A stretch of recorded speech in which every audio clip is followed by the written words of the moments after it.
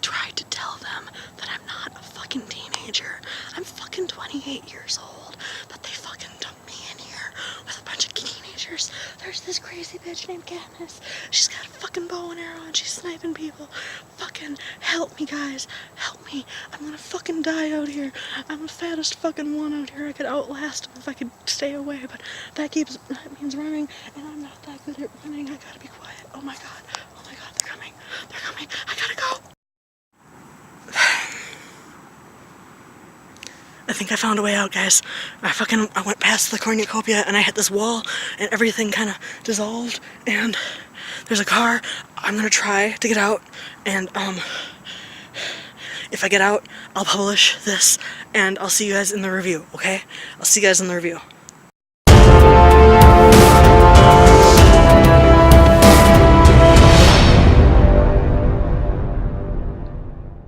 Hey everyone, I'm your book bitch, and clearly I survived.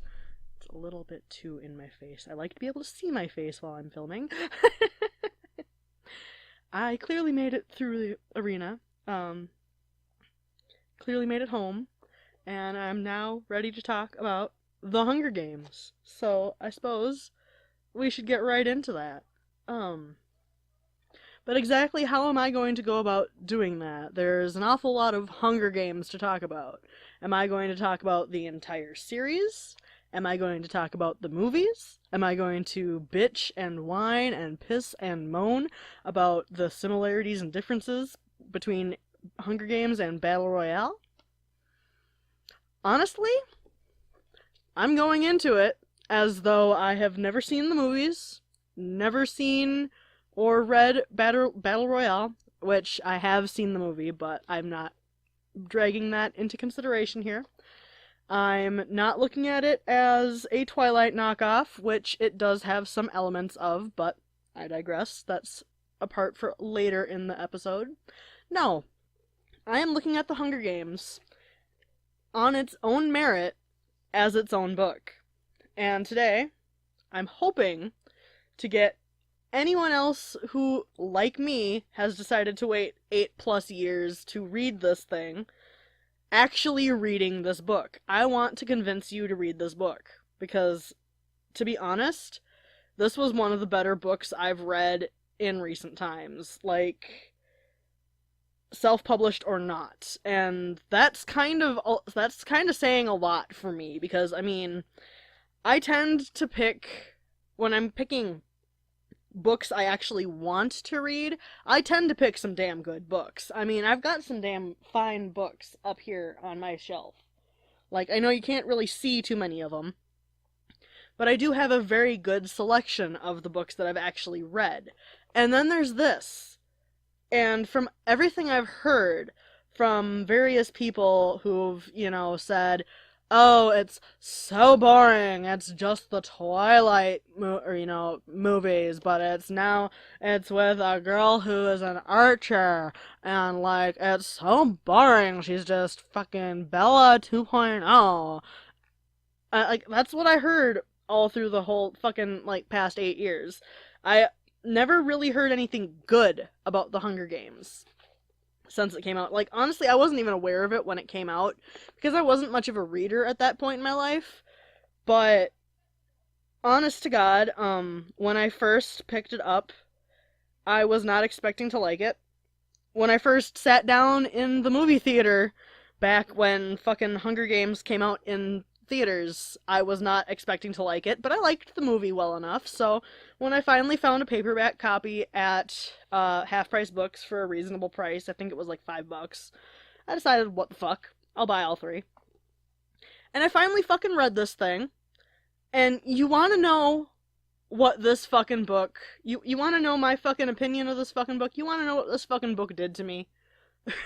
This book made me cry. It is damn hard for a book to make me cry, as hard as this book did. I mean, I have cried over some more recent books that I've done. Hit strikes me as a book that I cried about, mostly because I was like, I think chapter 2 or chapter 3 in, and it was just so god-awful boring that I couldn't If a book is literally boring me to tears, it does not qualify in the same way that, like, fucking Hunger Games does with that. Fucking. Okay, this is going to be a very spoilery review, and I'll probably, like, do spoiler alert things because I'm learning editing and all that shit, but there'll be little spoiler alerts when shit's about to get spoilery. But the part that made me cry, I'm just gonna get one of the spoilers out of the way early, even though, honestly, I shouldn't even spoiler alert half this shit. It's been 8 fucking years. If you haven't read this yet, how have you avoided spoilers? How have you avoided spoilers if, with the fact that the fucking movie exists, and the movie's a pretty damn faithful adaptation from what I remember. I digress. The part that made me cry was Rue's death. Not so much Rue's death as the part immediately after it, and just how Katniss handled it. Because it was very, very sweet. It was very, very... It really humanized Katniss, and it really made her... Like, prior to that, she was just kind of a character. She was almost in parts just a character that shit happens to. But I can't really even say that she was ever just a character that shit happens to, because even in her most just, a ragdoll that the plot is tossing around moments, she wasn't that terrible. Which is really fucking great, considering how many people considered this a Twilight clone, which was quite a lot in the people I spoke to over the years that, preceded me reading this. But basically, plot-wise, if you don't know, The Hunger Games follows basically like a dystopian United States after war and famine and flooding and more war and the redistribution of the states into districts, and apparently the capital is now in the Rockies, which on some level kind of makes sense to me, but then on entirely other levels, why the flying dick would you move the capital there? It's pretty, but fuck's sake, if there's been as many, like, natural disasters and wars and shit as they're claiming in this book, how are they getting to places? Like, I know there's trains and, like, those hovercrafts, but if there's any kind of cars or any kind of foot traffic, those mountain roads suck dick, man. That fucking... Why? I understand why, but at the same time, why? Fucking... Come on, guys. Fucking... Anyway, Katniss is from District 12, and it starts out on Reaping Day, and she's hunting with her sort of boyfriend, except not really boyfriend, Gale, and then they go to the Reaping, which is where every district has to give up 2 tributes between the ages of 12 and 17 to fight to the death in an arena for the amusement of the capital and, the horror of the districts, because there can be only one.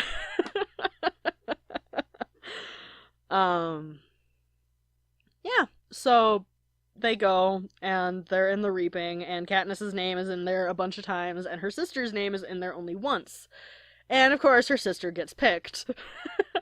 So Katniss volunteers as tribute, and, goes and fights in the Hunger Games, and there's a lot more talk about, like, the behind-the-scenes shit than there is about the actual, like, killing kids thing, which is great when, it's a fucking book that's aimed at kids. When I first actually looked at the publisher on the back of this, like, I'm gonna see if you guys can actually, but if I can get that close enough and if that'll be in focus at all, I don't know.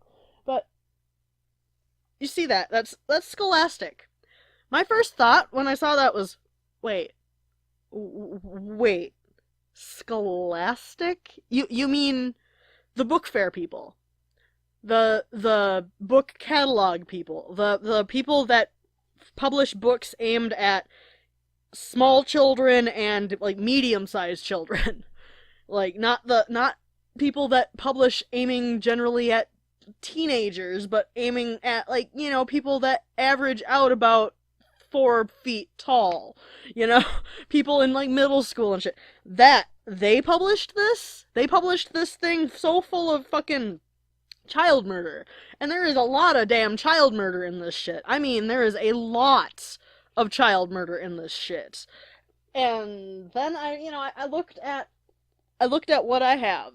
And I've got Animorphs. I mean, this is nothing like the Animorphs, where, a group of teenagers are gifted this really awesome ability to morph into animals at will, once they've, acquired them by touching or, petting or whatever. And, that's a really badass series where, they're fighting a war against mind control slugs that have taken over the bodies of their friends and family. Okay, I guess that's not the best, example, but let's see here. I have another series right here that I can actually grab right from behind me. It's called Jedi Apprentice, and it ran from 1999 to 2000 or 2001. There's, I think, 18 books plus 2, like, crossover books with the next series, which was, I don't even remember, because I never read it, but, that's a great series, and it's so non-violent. There's just constant dark side deaths, and lots of wars, lots of social justice issues. Okay, I guess that's not the greatest, example of kid-friendly scholastic book either, but in my own defense, when I first, thought scholastic, I didn't immediately think they're more teenager-oriented shit. I thought more like Arthur, or, picture books. The shit that, my classmates were always buying at those book fairs. Whereas I was always going for the biggest, fattest chapter book you could fucking find, preferably if it had a kitty on the cover. But coming from Scholastic, I've got to say that once I realized that this was a Scholastic book, I looked at it through a much, more scrutiny, or, scrutinizing lens, and I was still really fucking surprised. I was very, very shocked at the fact that it's a very adult book. I'm not meaning that in, a hyper-violent or hyper-sexualized way. It's got a couple of sexual themes, and it's got a couple of hyper-violent themes. There's violence, but I mean, there's no more violence in it, really, than in your standard, cartoon. Maybe a bit more than you'd see in a single Adventure Time, but compile an entire season together, and probably about the same amount of violence. Or even, going so far as another, a series I actually haven't watched any of, probably about as much violence as you see in Avatar. But it treads that line. It really, as far as books go, I haven't seen a book dry hump the line between probably a little too adult for kids and definitely too adult for kids so successfully as this one. Because it's got very, very adult themes in a way that kids can easily digest it.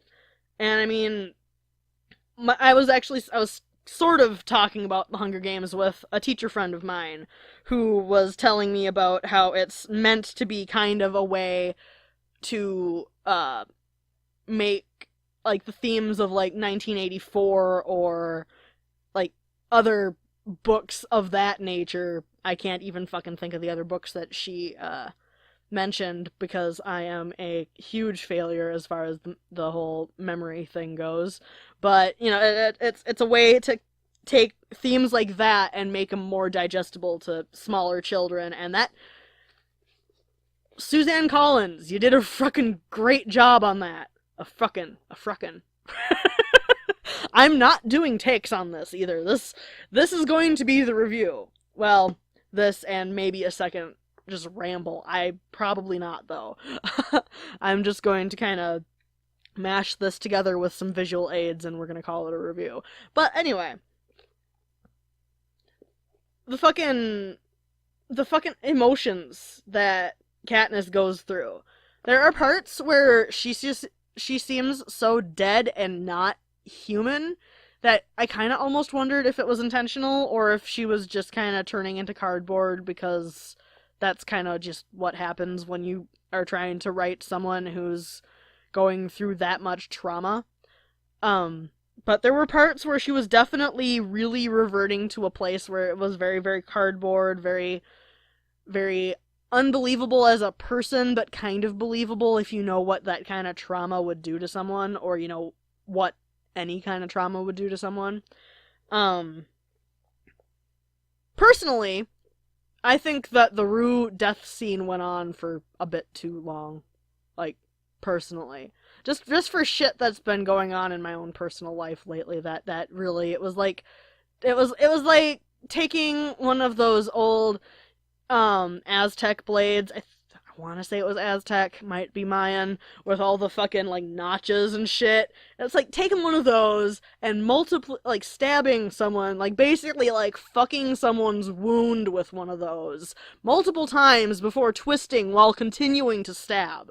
That's what that was. But like, that's not how Rue died, obviously, but that's how that fucking scene felt. It was very twisting the knife, but in a more painful way. I would definitely highly recommend this book. I would highly recommend it because even the love triangle wasn't very love triangle-y.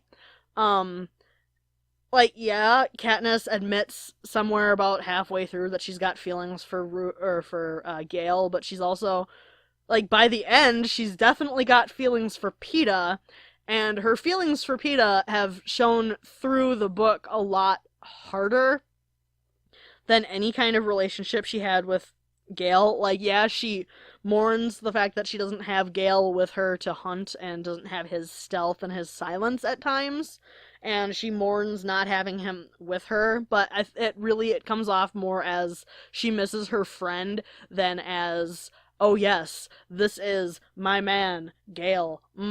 He is the guy for me. Oh yeah. Like, that's just how it comes off to me. But so the comparisons to Twilight and shit that I got, or that I heard over that, really don't like actually fit for me, if you follow. Like, it doesn't even feel like a fucking proper love triangle. Like, if any love triangle tones that I get feel more like they were actually like shoehorned in after the fact because the publisher wanted to kind of ride on the Twilight coattails a little more than just having another fucking white girl brunette. Because, you know, I don't even think she's actually supposed to be white. God, that's another thing that fucking put me off reading this shit for I don't even fucking know how long. Now, that's gonna sound wrong, and there's totally gonna be people who just, like, shut the video off and, like, go in the comment section and go, oh my god, you fucking racist, or go on Tumblr and go, oh my god, I found this random little YouTube that's got, like, 24 subscribers, and she's totally fucking racist. She's saying that she almost fucking didn't read this book because the protagonist wasn't white. That's not what I fucking said at all. I said something put me off reading it for a long damn time, and it wasn't the fact that she was supposedly not white. I didn't really see any confirmation or denial of that. She seemed pretty fucking pale in the scenes where she was being, you know, forcibly stripped and, well, not forcibly stripped, but, you know, like, having her clothing removed and, like, cleaned up and, you know, washed and dressed and all that shit by other people, and not, you know, having any control over that of her own, like, volition or whatever.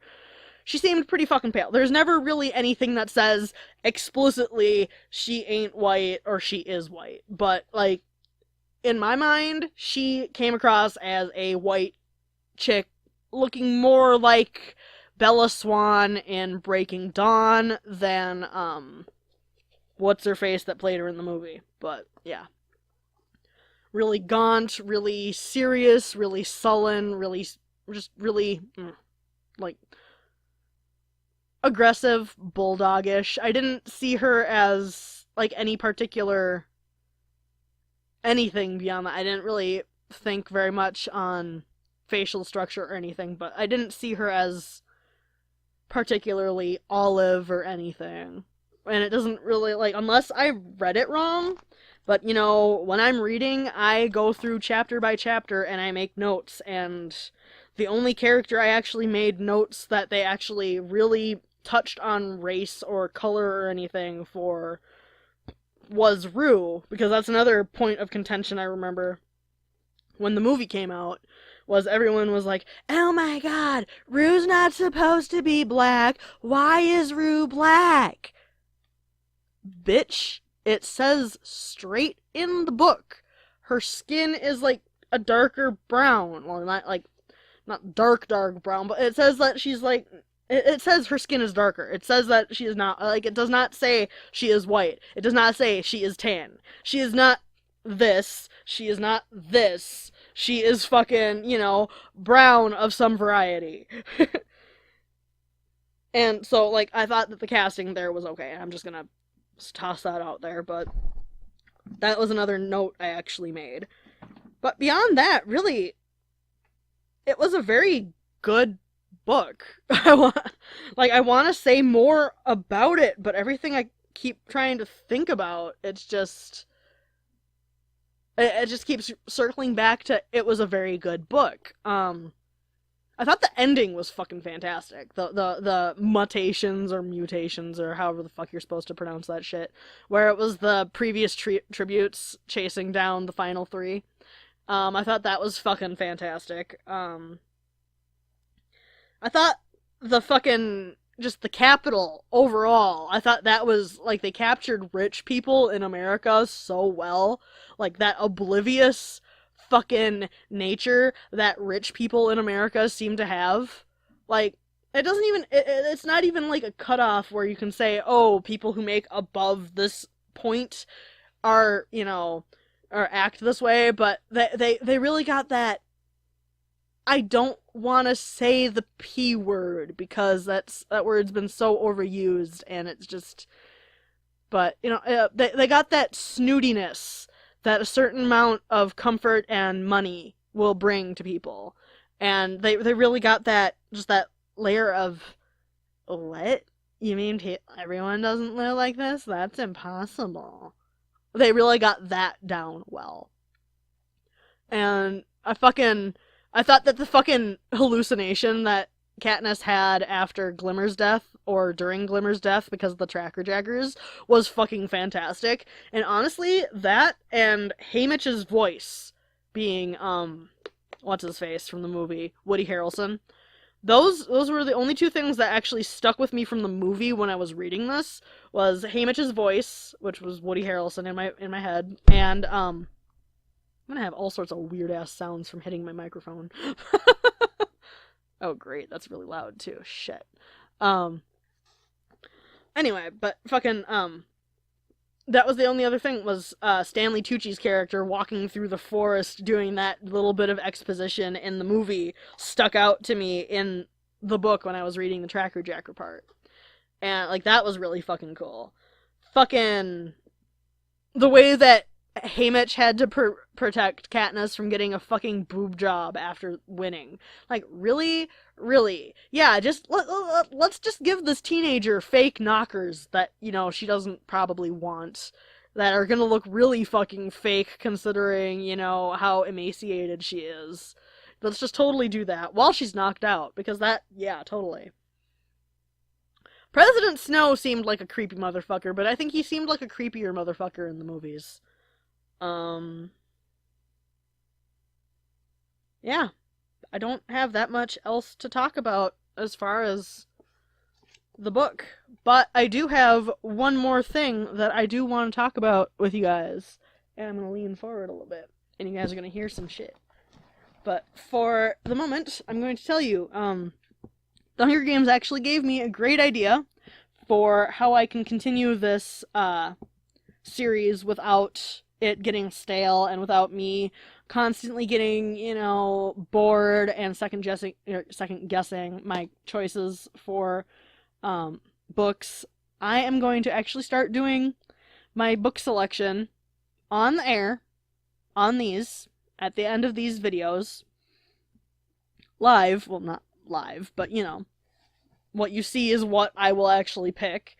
And I've got a box. It is Star Wars, and it is pretty large, and it is roughly halfway full, a little more than halfway full, maybe, of little slips of paper, like this, that are folded. Some are folded twice, some are folded once, and they're just kind of sitting in here, like in those gigantic fish bowls in the movie, in the Hunger Games.